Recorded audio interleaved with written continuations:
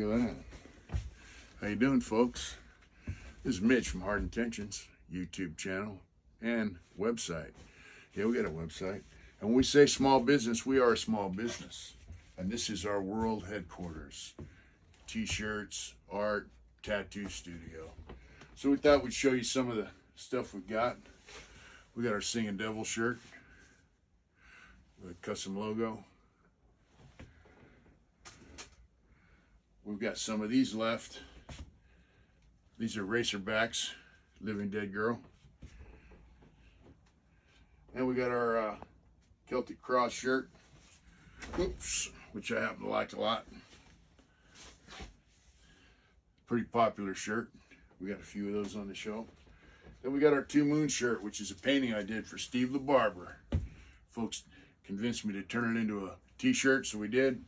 And it's got its own logo in the front, little buffalo skull. We got the Hammer Drop shirt, which is kind of cool. We got the Hard Knuckles shirt, yeah, which I dig. We got our Naughty Biker shirt, oh yeah. And we got our Living Dead Girl in black t-shirts. And we got our logo shirt. That's our original logo. And personal favorite a lot of guys, we got our Viking shirt. Oh yeah, we got this in white also, I believe. Then we got our Hard Anchor. Oh yeah, that's got its own logo on the front there. I kind of like that.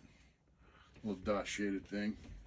And we got some shirts left over from Street Vibrations we're going to put up later.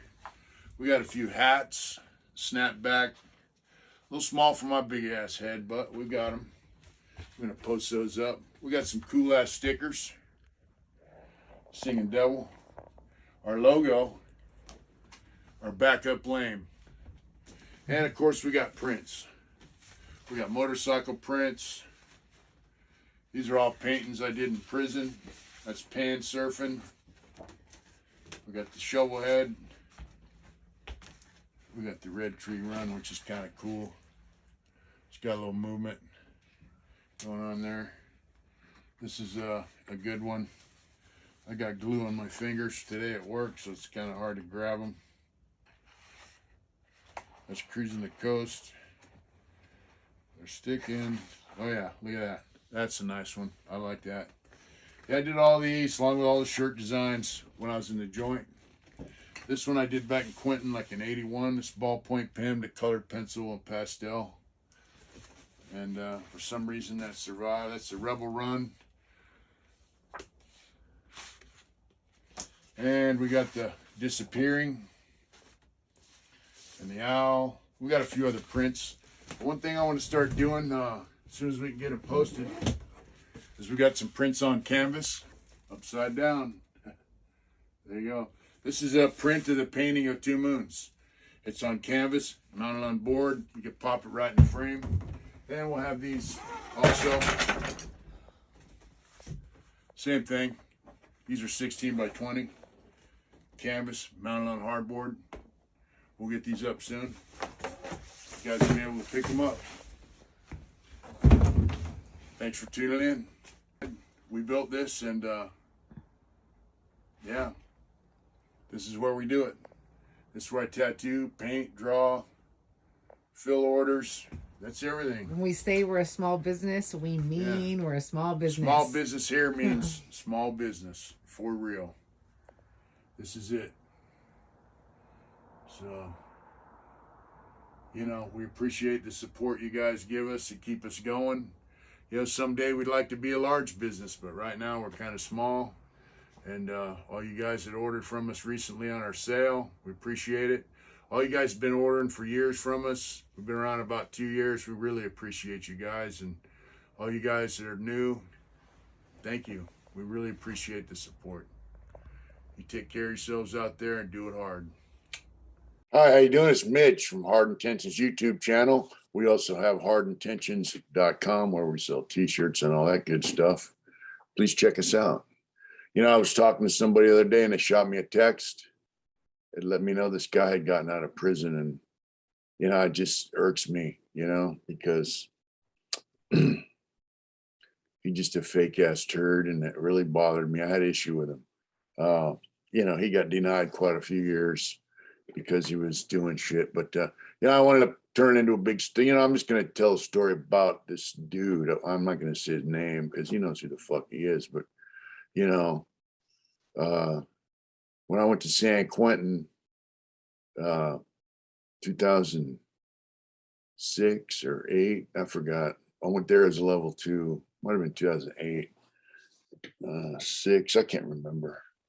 But when I was level 2, I went to San Quentin. You know, I was always in a little bit of trouble there, you know, but you know, that prison used to be a level 4 prison. And you know, guys were sticking and stabbing and killing and doing all that shit and partying, using drugs and drinking and you know, smuggling wood out of the prison industry and carpenter shops, whatever they could do to take the hobby and make shit to make money. It was just everything flowed, man. It was money, hobby, parties, and then they made it a level 2. And all these years later, I went back, and all the same guys that used to be around back when it was level 4 were there as level 2s doing live. They had 840 dudes in North Block, and 800 of them, I think, were lifers. And there was some good dudes there just doing their shit, you know, but there were also a bunch of them that just turned into this big, whiny, just, you know, weak ass, same guys that were about the shit, you know, or pretending to be when they were younger. They were just a bunch of weak ass whining punks, man. Just, you know, because nobody was getting out, and it was kind of out there like, hey, if you got a life sentence, you're never getting out. I fell into that trap, you know. But so here was these dudes, you know. I went to the chapel, to the Catholic mass, and there I go, man, they sure got a lot of priests in here. And then later someone says, them dudes are inmates. So they had this one dude, he used to dress up with the, you know, the robe and all. See, he was a Eucharistic minister, and he'd sit up there with the priest. And, you know, that's a whole nother issue because he turned out to be kind of weird. But guys used to ride on his coattail, and, you know, so there this guy was, and I go, oh, well, this guy's really heavily involved with the church, man. Cool, whatever, you know. He's involved with a few programs and shit, you know. So, and at the time, he wasn't really doing a whole lot. He was kind of friendly. He would associate with guys I knew. And then, you know, somebody showed up that had a little bit of something going on. And he's actually a friend of mine. And he got this guy a chick. And this chick, you know, tattoos everywhere, just a really crude. Somebody said she looked like Miraculous Mother from Easy Rider. She might have had a touch of Down syndrome, you know, not that I'm not talking bad on that, just saying that the look, you know. And so this dude was, all of a sudden his demeanor changed.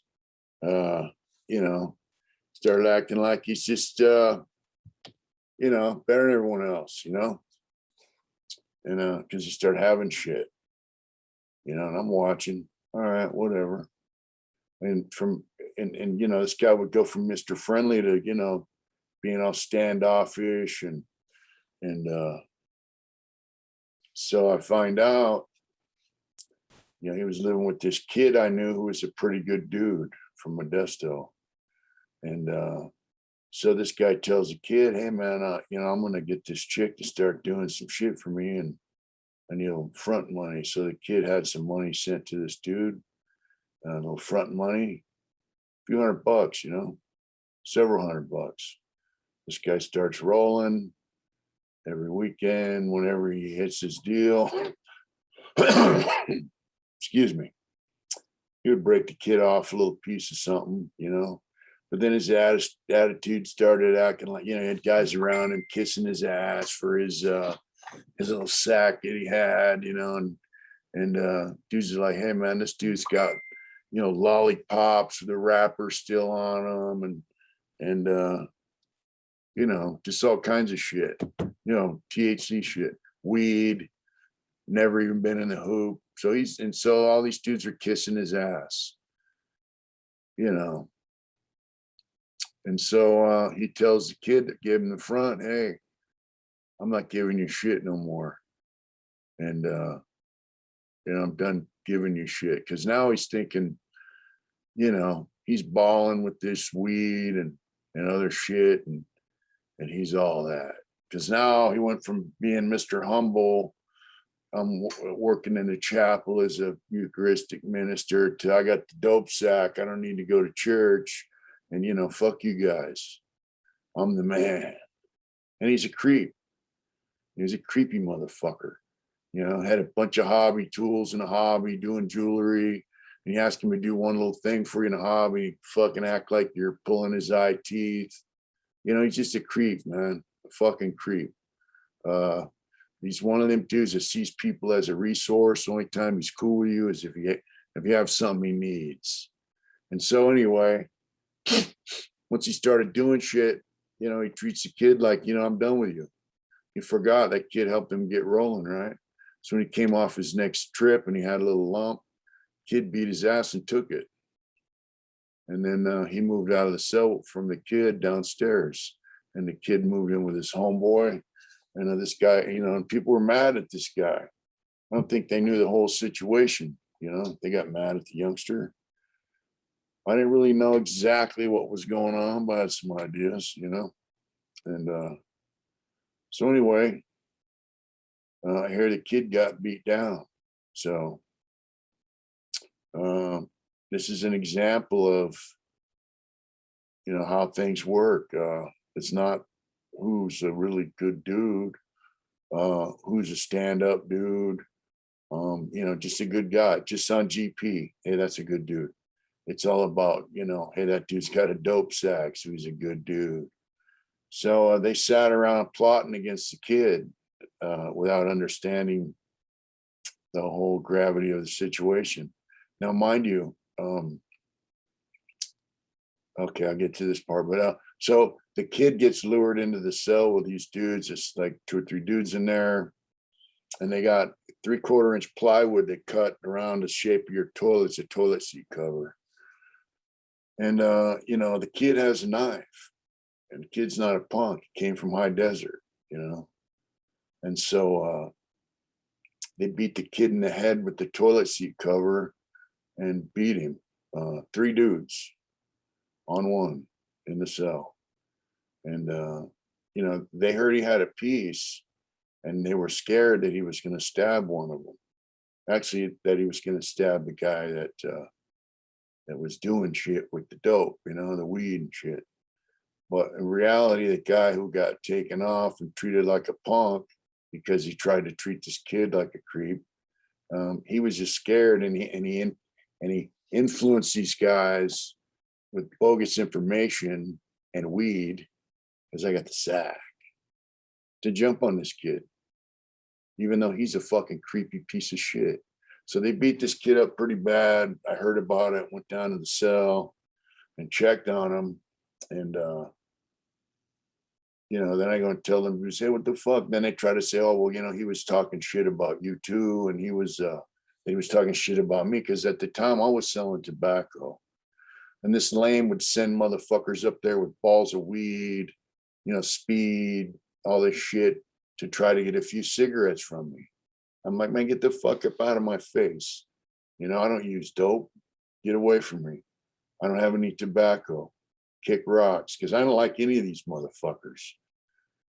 And so, you know, but so they try to tell me, oh, yeah, he was, you know, and then it's bullshit. It was straight bullshit, because I talked with Selly, I talked to some other guys, and I was on good terms with this dude and his friends and shit. So, and I ran into him later on in life in Soledad, and it's all good. So anyway, the kid didn't say nothing, you know. He lives on the second tier. He went in his cell, and he laid in bed. A couple of days go by, they went and arrested him for being beaten up and took him to the hole. And we're all tripping, you know. But the day they took him to the hole, they have the captains, or the sergeant's office is right there, and they had this lieutenant there, Hal Williams, piece of shit. He's gay, and he acts like, oh, he would say, oh, that guy's a good wood, or that guy's a good wood, and oh, that's a good motherfucker. And, you know, he would get tobacco, which is illegal. Cost me 5 years for getting busted selling tobacco. He would give dudes tobacco. Yeah, act like, hey, you guys are good. Yeah. This dude's a fucking cop in every sense of the word. He's a creep. Later on down the road, this lieutenant got busted for smoking weed with this transsexual in another block, and just, you know, he's a fucking dirty motherfucker. But all these dudes had a juice card with him. And so the guys who didn't have no juice card with them, and guys that been down that hadn't, you know, cowed down to fucking what's the new norm, you know, we're like, hey, fuck that lieutenant.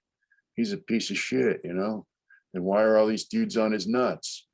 You know, why is he giving white dudes tobacco? He's giving black dudes tobacco too. He's fucking buying information with So anyway, after they beat this kid up, one of the dudes that was in on beating him up had been ran off another yard and was supposedly a rat. And why he was on that yard, I didn't know him. He's from up north somewhere. You know, I thought, hey, your car's all good. Why's this dude here? And so anyway, they're going in this lieutenant's office, and the dude that got slapped around and beat up and had his shit taken instigated the whole deal. He had the kid's piece. He got the kid's knife, threw it on the desk, and told the lieutenant, yeah, well, now these dudes fucked this kid up bad. They didn't go to the hole. The kid went to the hole. They put this big knife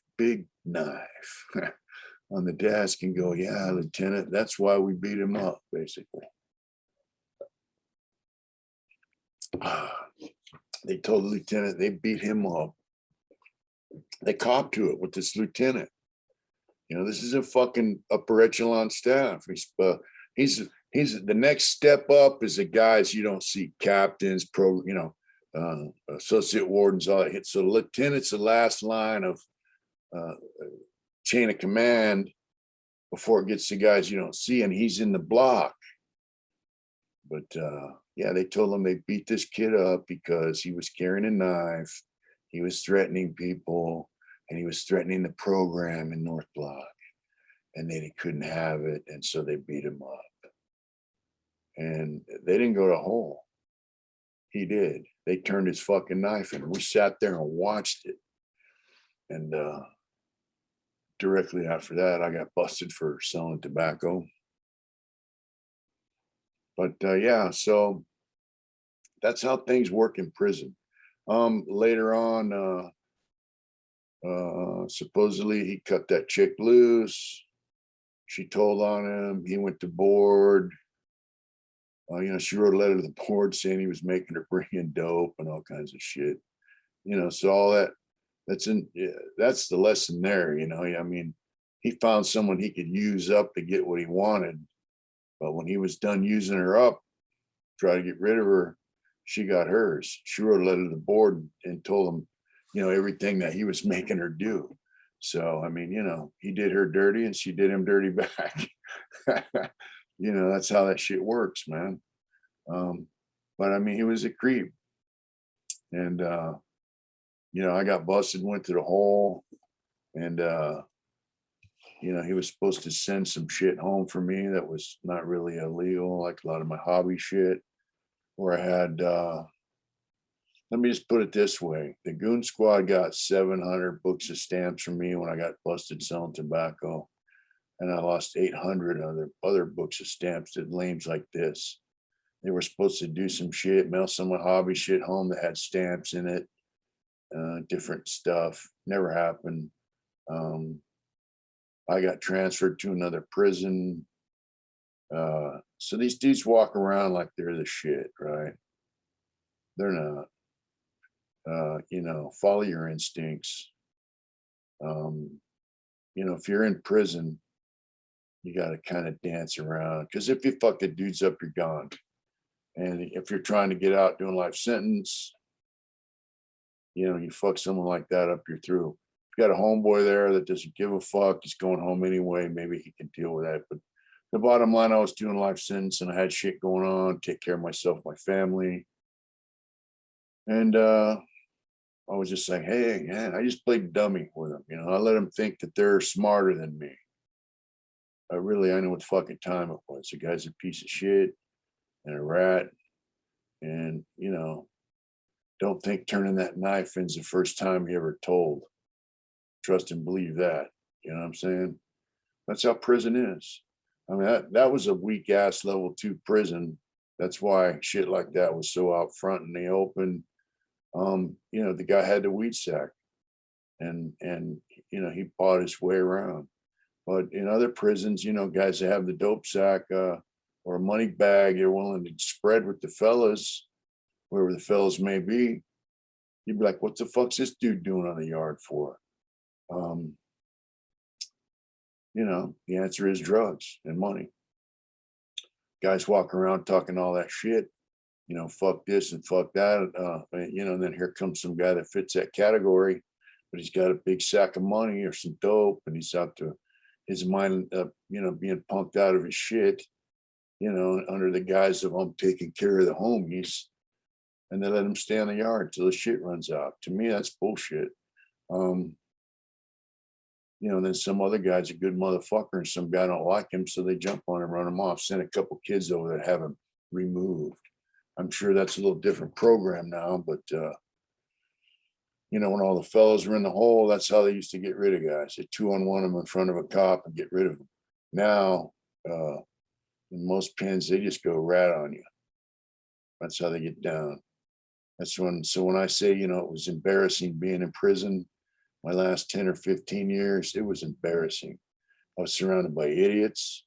I was surrounded by weak ass motherfuckers. 3 strikes really ruined the prison system, dude. And so did the drugs. And, I never portray myself as being all that. I never thought I really was more than just an average dude. And, the average dudes in the pen got real sick of what it became. Your average dude in prison back in the day was a decent guy, would stand up when he had to. And, those kind of guys really hate the way prison has become, and hopefully they can start getting out, I made it out through the grace of God and the help of my family and all that stuff. But, that's what you got to live with around there. And I always say, prison isn't the thing. It's the people you got to live around when you're in there. When this guy, and I said, that motherfucker's no good. And they're, oh, come on, Holmes. I'm like, no, fuck, come on, Holmes. So I had, all the good motherfuckers were mad at me because I was telling the dude, he's a piece of shit. But, he's getting people high and, that's how that works. And if you think it's any different out here in the street, you're mistaken. It's actually probably worse. I don't know. I'm not in the mix, but I imagine nothing's changed. It's the same,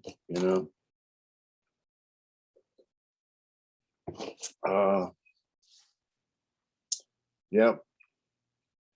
And I've seen guys that are, that portray themselves as killers, tough guys, shot callers, you name it. If a guy don't have a dope sack, but he wants to be that guy, then he portrays himself as a tough guy, shot caller, a killer motherfucker. And most of the time, that's bullshit too. One guy was bragging to me like, yeah, I stabbed so and so. Told me he had stabbed some dropout in another prison, and I go, did you kill him? He goes, no. I said, then all you did was fuck it up for the next guy that wanted to stab that dude. He's gonna be harder to get to. But he rode around, in that rep, yeah, I stabbed so-and-so, I stabbed so-and-so. And I just shake my head like, fucking what a joke, So it's guys pumping their reputation. The guys don't have nothing, or they have shit and they don't want to share it. They don't want to pay to be that guy. But they want to be that guy. They'll put themselves as a tough guy, but in reality, they're not that fucking tough. Got in a fist fight, turned it into a murder, verbally. So, it's a hard call, man. I mean, same thing out here. You got guys in these channels portraying themselves as being in the hardest prisons, shot calling, doing, it's all bullshit. None of it's true.